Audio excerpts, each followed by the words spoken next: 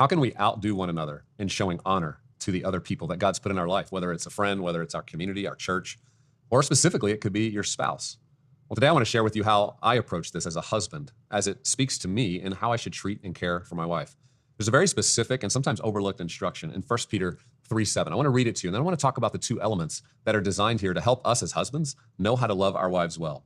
1 Peter 3:7 says, "Likewise, ye husbands, dwell with them according to knowledge, giving honor unto the wife as unto the weaker vessel, and as being heirs together of the grace of life, that your prayers be not hindered." Now, you may have heard this scripture before, and sometimes it's been misconstrued to, in some ways, give men a pass to say, hey, your wife's weaker than you, therefore you should be able to do whatever you want because they're a weaker vessel.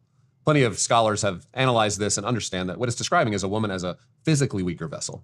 But in every other way, she is equal to us in our value before God, our value to one another in our marriage relationship.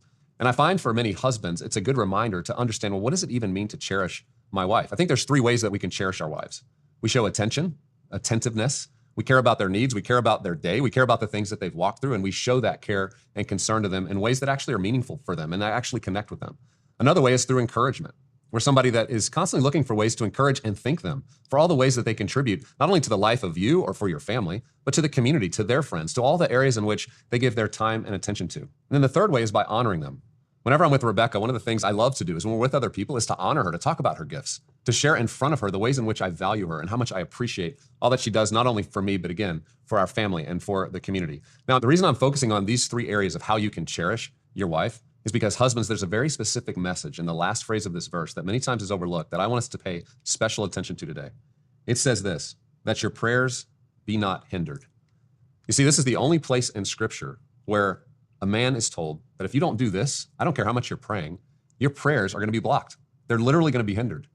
If you're praying to me and you're wondering why have my prayers not been answered, why am I not seeing the kind of things that I've been hoping for and dreaming for? I'm asking God for them, but I'm not seeing the fruit.